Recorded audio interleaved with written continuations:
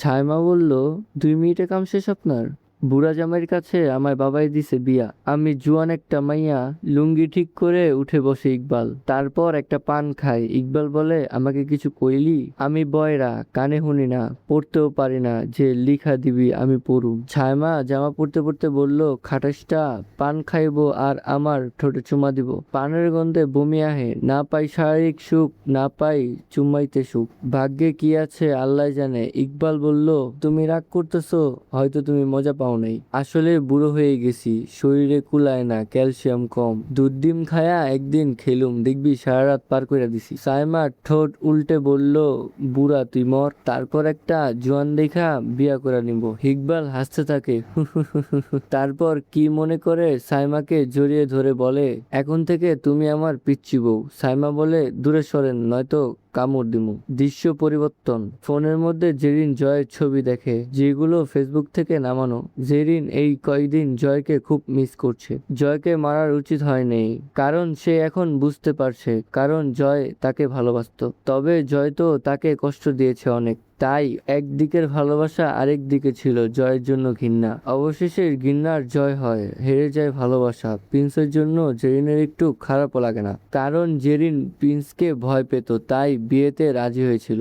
না হলে প্রিন্স হয়তো তাকে মেরে ফেলতো। এটাই ছিল জেরিনের ভয়। জেরিনের কাছে এখন সব আছে, শুধু নেই জয়। জয়ের কালো শার্টটা জড়িয়ে ধরে শুয়ে থাকে জেরিন আর ভাবে জয়কে নিয়ে। জয় এখন কোথায়? হয়তো সে আকাশে তারা হয়ে গেছে। যাকে ছোঁয়া যায় না, ধরা যায় না, সে অমর। দৃশ্য পরিবর্তন। রাত 3টায় প্রচন্ড বৃষ্টি হচ্ছে বাইরে। মৌকে নিয়ে জড়িয়ে ধরে শুয়ে আছে সামির। এরকম সময় দরজায় টোকা পড়লো। সামিরের ঘুম ভেঙে দেখে কারেন্ট চলে গেছে, পুরো ঘর অন্ধকার। মৌয়ের পেটের উপর থেকে হাত সরিয়ে সামির উঠে বসে মোবাইলের আলো জ্বালিয়ে রান্নাঘর থেকে একটা চাকু নেয়। তারপর দরজায় দাঁড়িয়ে বলে, কে? কোনো উত্তর আসে না। এবার দরজার লুকিং গ্লাস দিয়ে তাকায় সামির। একটা লোক দাঁড়ানো, কালো রেনকোট পরা। হঠাৎ বিজলি চমকাতে এক নজর লোকটার চেহারা দেখা গেল। সামির ভয় পেয়ে পিছনে সরে গেল। মনে মনে বলল, এটা সম্ভব না। জয় এখানে কিভাবে? জয় তো মারা গেছে, আমি কি ভুল দেখছি? সামির আবারও বলে, বাইরে কে দাঁড়ানো, পরিচয় দেন। লোকটা বলে উঠে, আমি জয়। গেট খুল সামির। ভয়ে সামিরের গলা শুকিয়ে যায়। ভয়ে ভয়ে দরজা খুলে সামির। দৃশ্য পরিবর্তন। ইকবাল শুয়েছিল, হঠাৎ বলে উঠে, বাইরে টিনের চালে ধূপধাপ শব্দ হয় কিসের? সাইমা পাশ থেকে বলে, বৃষ্টি পড়তেছে। আর আপনি বয়রা ধূপধাপ শব্দ কই থেকে শুনেন? এইসব আপনার মনের ভয়। ইকবাল বলে, কেউ একজন আছে দরজার বাইরে দাঁড়ানো, আমি অনুভব করতে পারতেছি। সাইমা বলল, রাইত করে কি আমারে ভয় দেখাইতেছেন? তখনই সাইমা দরজার নিচে কারো ছায়া দেখতে পায়। ছায়াটা মানুষের। সাইমা চেঁচিয়ে বলল, দরজার বাইরে কে? লোকটা গুঙ্গানি দিয়ে উঠে, তারপর বলে, আমি। সাইমা বলে, আমি কে?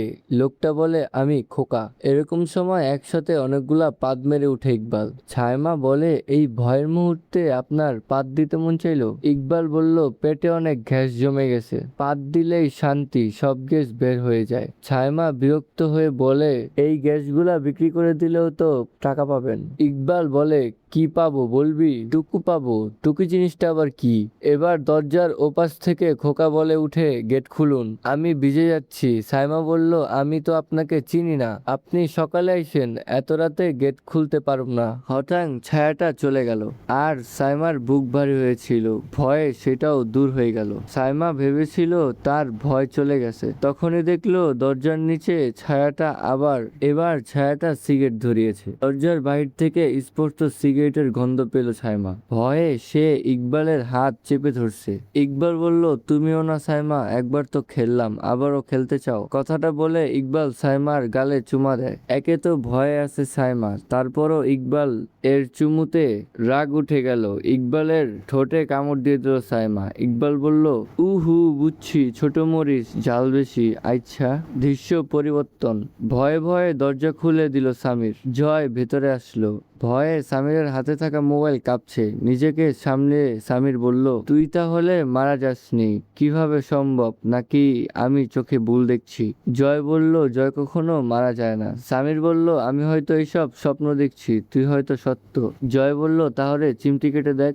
সামির চিমটি কাটলো আর সব বুঝে গেল যে এটা চলবে। পিচ্চি বউ পর্ব হচ্ছে 48 সিজন 3। আজকের প্রশ্ন, জয় কি সামিরের স্বপ্ন না সত্য? আর সত্য হলে জয় কিভাবে বেঁচে আছে? এইটার ক্লু দিয়েছি আগের পর্বগুলোতে, তোমরা হয়তো খেয়াল করনি। এবার তোমরা তদন্ত করে বের করো। আর খোকা কিভাবে বেঁচে আছে এটাও বের করো। থিওরি দাও, ঝগড়া করো ফ্যান ও হেটাররা, দেখি কারটা সঠিক। লাইক করবেন, শেয়ার করবেন এবং কমেন্ট করবেন। সবার কমেন্টগুলো কিন্তু আমি অবশ্যই পড়ি এবং অ্যান্সার দিই। সবাই অবশ্যই আমাকে সাপোর্ট করবেন এবং পাশে থাকবেন। সবাইকে ধন্যবাদ।